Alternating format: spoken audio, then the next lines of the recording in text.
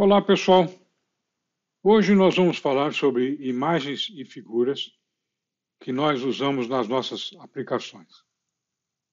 Essas figuras são produzidas na tela do computador, convertendo mapas de bits que a gente recebe em arquivos tipo PNG, JPEG, GIF, bitmap, etc.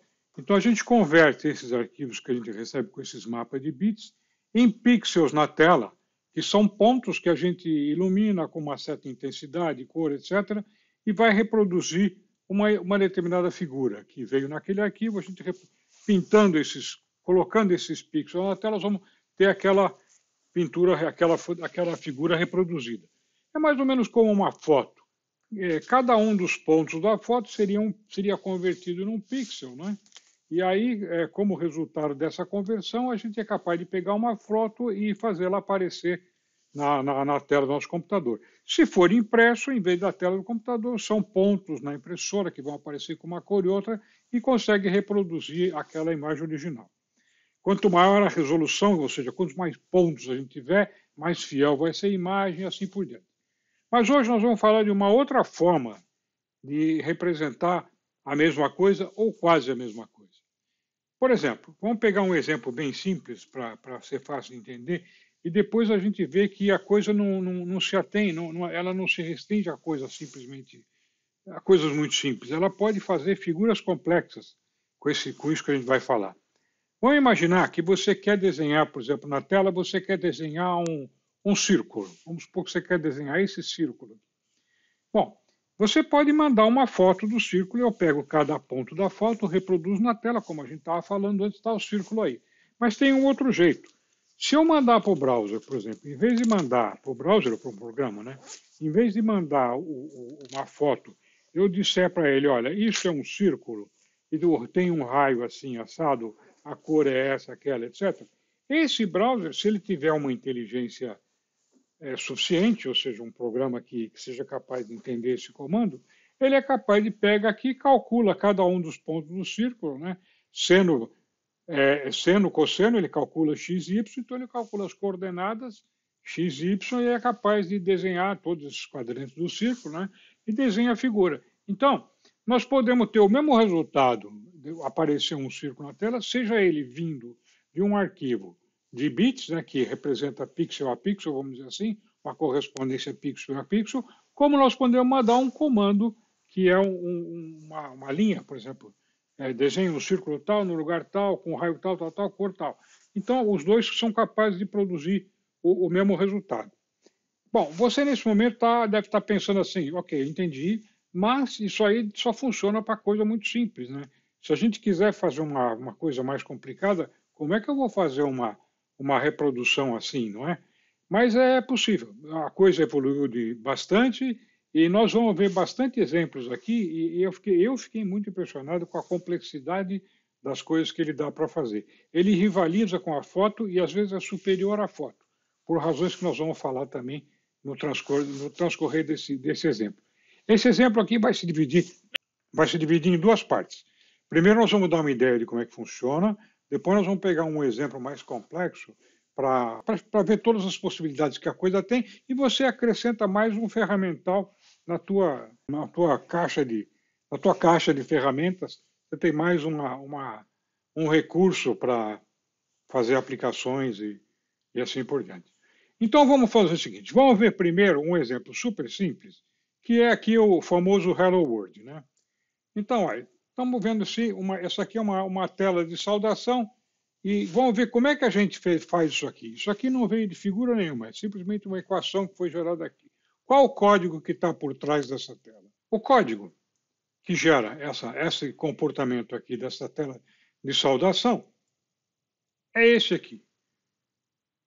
Apenas isso aqui. Então, o que nós temos nesse código? Um HTML que define um container e dentro desse container nós vamos ter um comando que a gente chama SVG. SVG quer dizer Scalable Vector Graphics. Tá? É isso que a gente está dizendo aqui. Ó. Scalable Vector Graphics. Ou seja, é um jeito de fazer gráficos usando vetores e de forma escalável. Nós vamos ver o que quer dizer isso aqui. Bom, então, essa parte aqui, a gente vai ter aquela parte que define a área de tela que vai ser usada.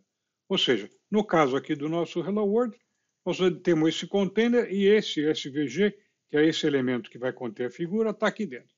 O que tem dentro desse SVG? Dentro desse SVG, desse elemento SVG, a gente tem aqui dizendo o tamanho dele, como é que é, etc., porque ele vai ocupar toda a área da tela disponível. E aqui nós temos dentro dele duas coisas. Nós temos dois comandos, circle e text.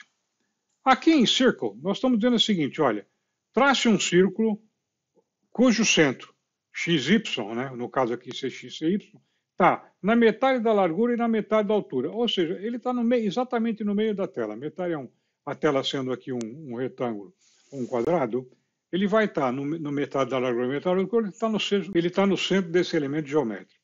Aqui nós estamos dizendo que ele tem um raio, esse raio é uma variável que a gente vai receber daqui de baixo, nós vamos ver a lógica, como é que funciona. Nós estamos dizendo aqui que ele vai ter uma certa cor, que é esse fill circle color aqui, que a gente vai definir aqui embaixo, aqui é o vermelho que aparece lá. Depois, nós vamos dizer que ele tem, esse stroke se refere à circunferência. Ele tem uma área pintada aqui na circunferência. Esse stroke aqui, ó, se refere a essa borda aqui, ó. Essa borda aqui é gerada por esse comando stroke. Ela tem uma largura que é 2% do raio e essa cor aqui. E além disso, nós temos um texto. Dentro desse SVG temos um texto também, que vai estar, o centro desse texto vai ser metade da largura, metade da altura. Ele vai estar no meio do texto, ou seja, a âncora que vai definir essa coordenada aqui é o meio do texto, alinhado pela base. Nós vamos fazer esse texto desta cor aqui, e o font size que ele vai ter vai ser um percentual, vai ser 0,19 do raio. E o que vai estar escrito nesse texto é essa variável aqui, text, que nada mais é do que isso aqui. Aí vamos ver como é que isso aqui funciona. Bom, aqui definimos a tela. Chegando aqui embaixo, o que ele faz? Ele recebeu o comando aqui, vem no initialize, ele inicializa as variáveis, chega aqui, ele chama essa função aqui, draw and expand. Chegando aqui, o que ele faz? Primeiro, ele atribui uma cor ao texto. Então, ou seja, o texto vai ser dessa text color aqui. Essa text color que tem aqui, nós passamos para dentro dessa variável. Essa variável vai ser usada aqui. Então, o texto vai sair dessa cor aqui, porque a gente atribuiu isso aqui. Ó. Então, ligamos isso aqui. Aqui, isso é assim que o Blazor funciona. Se você não tem noção nenhuma de Blazor, talvez seja assim, meio difícil de entender o que está se passando aqui, mas, na verdade, onde tem esses arrobas aqui, você vai substituir por uma variável que veio da parte aqui de baixo, que chama code. Tá? Então, onde tem esse violeta, é esse violeta aqui. Ó. O que tem violeta aqui em cima, quase sempre, veio daqui de baixo do código. Então, aqui o que nós fizemos? Atribuímos uma cor para o texto, aí nós vamos fazer um loop aqui. Ó. De i igual a 1 até 500, tá? Subindo de 1 por 1, nós vamos dizer raio igual a raio mais 1, ou seja, a primeira iteração vai ser com 1, com 2, com 3, o valor inicial do raio era 0. Né? Aí, então, a primeira iteração, o que ele faz? Raio igual a 1, ele seta aqui um timer para dar ele para o programa durante 5 milissegundos aqui, depois ele diz aqui, state has changed, quando ele encontra esse comando aqui, ele força a tela a se reproduzir, porque pode ser que alterou alguma coisa, ele tem que recalcular a tela. É isso que quer dizer esse comando, recalcule a tela. Então, quando ele vai recalcular a tela, o que ele faz? Primeira vez, raio igual a 1, ele vem aqui em cima, posiciona o círculo aqui, ele traça um círculozinho de 1 pixel, de vermelho, etc, etc. E um texto que vai ser uma porcentagem desse 1 aí, ou seja, minúsculo, quase impossível até de ver, tão pequeno que é nessa altura aqui. Né? Aí, depois que ele faz a primeira iteração, ele faz a segunda, aí faz com o raio 2, 3, 4, e é assim que o círculo vai crescendo. Depois que ele fez as 500 iterações, ou seja, o círculo foi até 500 pixels tá, de raio, depois que ele fez tudo isso, ele terminou. Ele veio aqui embaixo, aqui a gente tem um blink. Blink é piscar, né? Então, nós vamos fazer 20 interações aqui. Então, primeiro, toda vez que o resto da divisão de i por 2 der 0, ou seja, números pares, ele vai fazer o texto da cor do círculo. Se eu fizer o texto da mesma cor do círculo, não dá para enxergar, porque fica vermelho sobre vermelho, não dá contraste. Né? Então, é como se esse texto tivesse apagado. Na segunda vez que ele passar aqui, ele vai aparecer na text color, que é uma cor meio esbranquiçada, é amarelo clarinho que tem lá. É essa cor aqui, ó. Depois a gente vê que cor que é isso aqui. Então, ele vai dar a impressão que ele aparece e desaparece, dá a impressão que ele pisca. E cada piscada que ele vai dar vai durar 150 milissegundos para tornar perceptível. State has changed quer dizer, fez a primeira iteração, mudou alguma coisa e executa tudo de novo. Mudou o quê? No caso, mudou a cor do texto. Ele faz essa iteração, pinta a tela novamente e com isso que nós obtivemos esse efeito. Vamos executar agora, só para relembrar o que aconteceu e a gente vê aqui como é que foi que isso aconteceu. Então, eu estava aqui em Home, né? Quando eu dou aqui Hello World, o que ele fez? Olha lá. Fez as iterações, desenhou aquele raio com 500 pixels e deu esse blink aqui. Ou seja, então, vocês estão vendo aqui uma figura que não foi feita com nenhuma espécie de bitmap. Não recebi um arquivo parecido com uma fotografia para colocar na tela e aumentando, nada disso. Cada um dos pontos que tem aqui foi calculado, tá? Foi calculado pelas equações daqui, ó. Foi calculado aqui o círculo e o perímetro dele, a cor que foi calculada, assim por diante. E aqui o texto, o raio dele foi calculado, ou seja, tudo aqui foi simplesmente calculado. É uma imagem que foi recebida.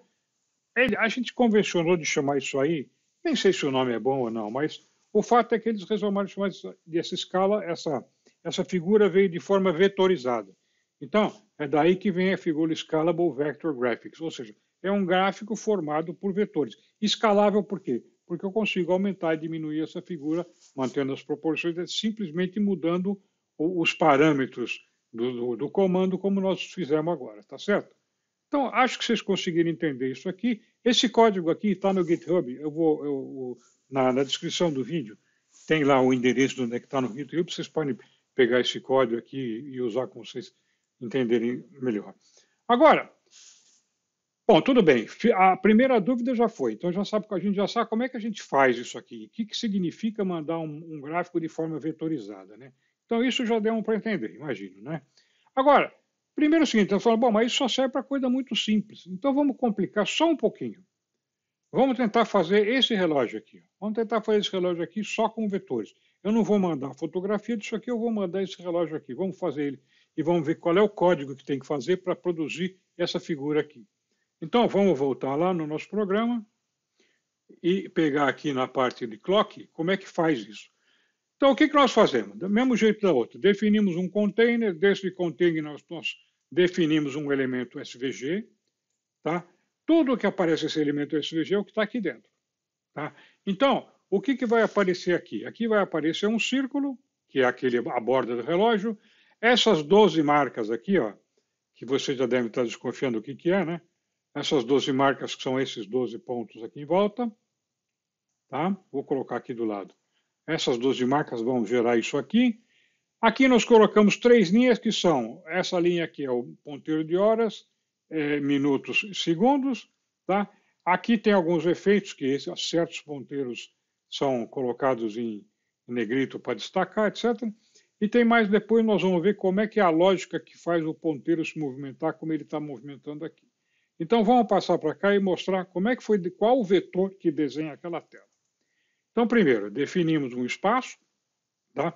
Esse exemplo eu peguei da internet, desse artigo aqui, ó, tá? Então, dentro desse espaço, nós definimos um elemento SVG.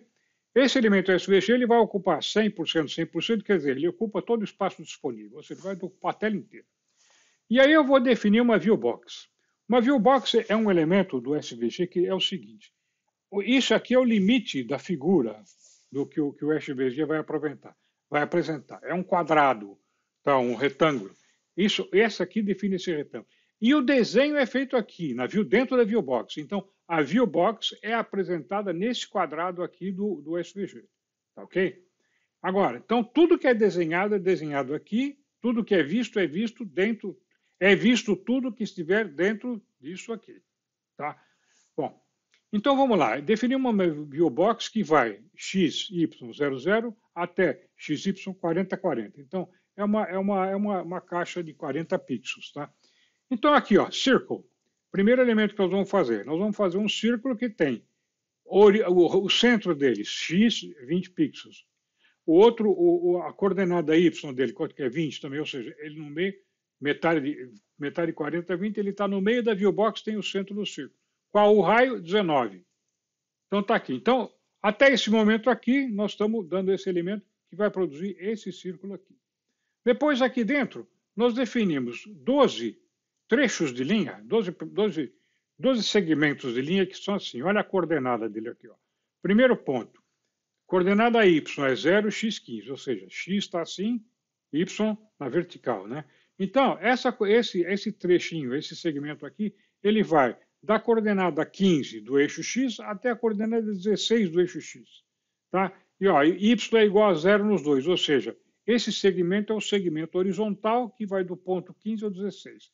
Aqui de baixo, mesma coisa, horizontal, e os dois estão um em cima do outro, os dois no mesmo lugar.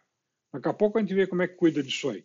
Depois, esse elemento aqui é um pouquinho maior, ele vai do 14 ao 16, depois do 15 ao 16, 15 ao 16, 14 ao 16, 15 ao 16, 15 ao 16, 14 ao 16, 15 ao 16, 15 ao 16 e 14 ao 16. Esses mais compridos aqui, vocês já perceberam do que se trata, né? Eles vão ser transformados nesses elementos aqui. Depois nós vamos ver como é que faz isso. Agora, todos esses elementos aqui, como nós vimos, eles são uma linha horizontal que está lá no eixo x, em cima do eixo x, porque y é igual a 0, aqui, ó. As duas coordenadas de y é igual a 0, esses segmentos estão lá em cima. Então, o que a gente faz? Esses elementos aqui foram agrupados por esse elemento G aqui, ó, na classe marks, que são as marcas nossas lá. Essa classe aqui embaixo, eu vou aplicar alguma coisa, comando CSS em cima dela. Primeira coisa que eu vou fazer, vou dar uma transformada. Transform, eu vou dar o translate, ou seja, o translate quer dizer a origem dele, dessas figuras, vou acrescentar, translate, vou somar 20 ao x e 20 ao y. Então, esses valores vão mudar. Essa coordenada aqui, que é 15, ela vai passar a ser 35, ou seja, 20 mais 15. Essa aqui vai passar a ser 20. Essa aqui vai passar a ser 20 e essa aqui vai passar a ser 36. Então, dentro dessa box aqui, ó, nós vimos que ele ficou na horizontal, mas ele já está na posição. Ele já está aqui, ó. Por quê? Porque a gente somou essa coordenada, deu o translate, né, para esse ponto aqui, que era o centro dessa figura, e ele levou esse traço para cá. Bom, tudo bem. Então, o traço está aqui.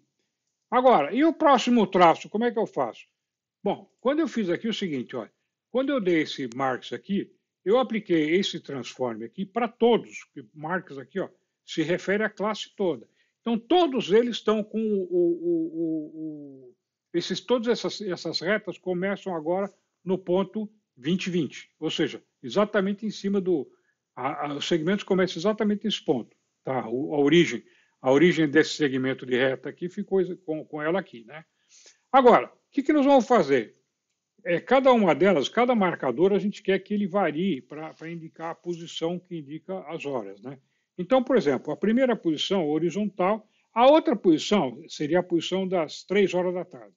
A outra posição, que seria 4 horas da tarde, o que ela é? Ela é uma rotação. Então, ele dá uma rotação de 30 graus. Então, está vendo como é que a gente produz essa linha aqui? Essa linha aqui é aquela que estava aqui, só que eu faço uma rotação de 30 graus. Isso aqui é 30 graus, tá? E a outra linha, quanto vai ser? Rotação de 60 graus, essa aqui de 90, 120 e assim por diante. Que é o que está fazendo, que é o que está acontecendo aqui, ó. Então ele está dizendo, ó, no primeiro elemento você roda de 30, tá? O segundo elemento você roda 2 vezes 30, depois 3 vezes 30, 4 vezes 30 e assim por diante, tá? Então com isso nós conseguimos botar cada uma das marcas no lugar. Agora, essa marca aqui, ela é diferente dessa, essa é diferente, essas outras são iguais. Então, essas aqui já estão como estão. Mas agora, a cada uma que for múltiplo, tá? Quando for múltiplo de 3, quer dizer, a primeira, a segunda, cada uma que é múltiplo de 3, ela vai ser uma daquelas divisórias principais. Então, pode ver aqui, ó, 1, 2. Essa 3 aqui, ela é mais larga. Ela tem 1 pixel, as outras são mais estreitas. Tá, então essa aqui fica assim. Aí passa 1, 2, 3, a outra fica mais larga. Depois passa 1, 2, 3, fica essa daqui que é mais larga ainda. Então essa aqui está com 2. Com isso nós definimos esse ponto aqui. Depois veio as outras, tá? E chegamos até aqui, que tem mais um, então definimos todos os elementos do círculo. Ou seja, o que nós fizemos até agora? Essa borda aqui. Agora, como é que nós vamos fazer Bom, então até agora nós temos o quê? O círculo e todos esses pontos aqui. Agora, como é que nós vamos fazer esses ponteiros? Esses ponteiros são essas retas aqui, ó. São retas que vão. Ela vai, é a mesma coisa, de 0, 0, origem, né? Ela vai até 8. Tá? Então, essa daqui, ela vai de 0 a 8, essa aqui vai de 0 a 12, essa aqui vai de 0 a 16. Então, como você já deve ter percebido, é a hora, minuto, segundo. A mais curta é o ponteiro das horas, a outra é o ponteiro dos minutos, a outra é o ponteiro dos segundos. Então, o que acontece? Ó, essa aqui vai ter um comprimento de 8, essa aqui vai ter um comprimento de 12, e aquela primeira lá vai ter um comprimento de 16, que é essa daqui. Lembra, o círculo é 19, então 16 está quase lá. Bom, então agora o que nós vamos fazer? Tem isso aqui, e tem mais um círculozinho aqui pequeno, que é o pino aqui que prende a presilha dos ponteiros, que é esse círculozinho aqui, que é esse aqui, é o pino aqui, tá? Bom, então agora pegamos essas horas de minuto e segundo e vamos fazer o quê? O segundo, nós vamos dizer que é 0,2 pixel. Pixel fracionário, na verdade, não devia existir, né? Porque o pixel é a menor unidade que tem na tela, né? Mas ele usa, quando a gente dá 0,2 aqui, ele teoricamente poderia até não aparecer, porque ele é menos que um pixel. Mas, na verdade, quando o gráfico é escalado, isso aí aumenta. Então, aí esses 2 pixels, 0,2 pixel, pode se transformar em 3, 4, 5 e assim por diante. Então, por isso que faz sentido o pixel fracionário, tá? E aqui eu estou dizendo, aqui, ó, que ele tem essa largura e essa cor aqui, ó, tá vendo? Esse avermelhado que ele tem é essa cor aqui, esse stroke. Aqui, ó, o stroke depois aqui, o minuto, ele é um pouco mais largo, né? Esse aqui é 0,2, esse aqui é 0,6, a hora 0,8, tá? E o pixel tem um stroke aqui, que é esse círculozinho aqui, que é 0,1 ponto pixel. Então, com isso, desenhamos todo o relógio, tá? Todo o mostrador do relógio foi desenhado aqui. Se alguma coisa ficou meio difícil de entender e tal, vocês dão depois uma analisada nesse código e faz experiência, muda valores, vê o que acontece, assim por diante. Agora vamos ver como é que faz o ponteiro andar. Para o ponteiro andar é o seguinte, nós definimos aqui embaixo 3 strings, ângulo dos segundos, ângulo dos minutos e ângulo das horas. Com esses ângulos aqui, ó, nós vamos chegar aqui em cima, nessas linhas que representam os ponteiros da hora, minuto e segundo, nós vamos dar um rotate. Tá? Então, aqui vem uma variável. A cada segundo que passar, a gente vai recalcular esses ângulos de hora, minuto e segundo e vamos mandar para cá. Então, ele vai fazer dar um rotate em cada um. Esse rotate aqui é um comando CSS, ele vai dar uma rotacionada em cada um dos ponteiros. É assim que ele vai gerar. Ele vai pular um ângulo a cada milissegundo. Cada um desses vai voar. A cada milissegundo vão ser atualizados os valores desses ângulos. E os ponteiros vão girar para refletir os ângulos que a gente está mandando para lá. E como é que faz isso aí? Então, definimos as variáveis, né? Define aqui um timer. Esse timer aqui, ele está dizendo o seguinte, ó. Esse timer vai ser tratado por esse evento aqui. Cada vez que passar milissegundos, 1000 milissegundos, que é um segundo, né? Cada vez que passar 1000 milissegundos, ele vai chamar essa rotina aqui, que é essa que está aqui embaixo. Só que ele só vai fazer isso aí a partir do momento que ele recebe o enable. Então, montamos o comando aqui. A partir daqui, quando ele recebe esse comando, é que começa a contar os milissegundos. Então, aí está contando, e a cada 1000 milissegundos, ele vai chamar isso aqui de novo. Então, essa rotina vai ser chamada automaticamente a cada milissegundo, a cada 1000 milissegundos, cada segundo. Tá? Então, agora, vamos ver. O ângulo dos segundos. Quanto que é o ângulo dos segundos? É o número de segundos vezes 6 graus. Por que 6 graus? Porque o mostrador tem 360 graus, a circunferência do mostrador todo. Como a gente tem 60 segundos por minuto, divide 360 por 60. Cada vez que der um tique, é para avançar o relógio de segundo em 6 graus. Tá? Então, 6 graus aqui. Por que menos 90? Menos 90 por causa do seguinte. O ângulo dos ponteiros começa na vertical. E o ângulo que o SVG trabalha, ele trabalha na horizontal. Então, para corrigir, como o relógio começa a contar o ângulo a partir da vertical, a gente tem que tirar 90 para corrigir isso, porque o SVG começa a contar da horizontal e o relógio da vertical. Então, subtraindo 90, a gente corrige, acerta, sincroniza esse comportamento. Então, cada milissegundo que passar, eu vou fazer o ângulo desse. Eu vou pegar o número de segundos, multiplicar por 6 e eu vou ter o ângulo de onde o ponteiro tem que estar. Minuto é a mesma coisa. Cada minuto que passar, eu vou ter que fazer o ponteiro ir 6 graus para frente. Então, se, por exemplo, são 10 minutos, o ponteiro tem que estar em 60 graus. Tá? Porque por exemplo, cada quarto, né, cada hora, são 30 graus. Então, por exemplo, quando ele chegar em 2 horas, ele está lá em 30 graus. Então, aqui, ó, 10 minutos, ele tem que ter andado 60 graus. E a hora é um pouquinho diferente, porque a hora seria a mesma, a hora seria o seguinte, ele andaria 30 graus, são 12 horas que tem no mostrador. Ele andaria 30 graus por hora. Então, cada hora cheia é 30 graus. Só que a hora não pode ficar pulando o ponteiro de hora, só de hora em hora, não funciona. Não é assim que os relógios funcionam, né? Então, por exemplo, quando é 1h30, o relógio não está no 1, porque é 1h30. Ele está no 1 e mais um pouco, né? Então, conforme o número de minutos que tem, eu vou andar, além da hora cheia, eu vou andar mais o que andou por causa dos minutos. Estamos falando disso aqui, ó. Tá vendo? Aqui o ponteiro, ele podia estar apontando aqui, se fosse uma... Agora, como é 1h15, esse ponteiro aqui já andou um pouquinho, porque ele veio daqui para cá, assim, mais ou menos, porque esse tempo aqui de minutos já passou. Então, isso aqui é a parte que é essa correção daqui, esse ângulo daqui para cá, é essa correçãozinha que tem aqui, ó. O número de minutos que passou, ser dividido por 12 para corrigir o fato de que são 12 horas, tá? Bom, então, é assim, com essa equação aqui é que a gente faz os ponteiros se mexerem, tá? Então, pessoal, aqui já deve ter dado para vocês entenderem como é que funciona, como é que o SVG funciona e o que ele pode fazer. Agora, aqui termina a parte 1. Mas antes de de terminar, eu vou só mostrar até onde vai isso aqui para vocês acreditarem que esse negócio pode ir longe e ficarem interessados em ver a parte 2, né? Deu um trabalhão fazer isso aqui. Então, por exemplo, aqui na parte 2 eu estou mostrando, olha, eu tracei uma série de figuras geométricas e coloquei aqui. Então, essa é uma figura mais complexa que a gente gerou lá para dar um efeito aqui. E eu vou mostrar, na próxima vez, coisas do tipo assim, ó, que essas figuras são escaláveis. Tá, ó. Eu posso diminuir e aumentar a figura. Eu posso fazer as figuras ficarem pequenas. Eu posso fazer também, usando essas virtudes de escala, a gente pode fazer isso aqui ficar muito grande. Aqui vocês estão vendo, por exemplo, que ela fica muito grande, mas ela está perdendo assim a proporção, né? Ela tem uma propriedade aqui que chama preservar a proporção. Então nós estamos vendo que isso aqui pode ficar desse jeito. Então eu consigo fazer, ó, a figura grande, que torna a figura analisável. Aí você pode estar pensando, poxa, mas são só figuras geométricas, né? Figura complicada não dá para fazer. Dá sim, olha essa aqui. Tá vendo? Isso aqui é uma foto de uma máquina de fotografia.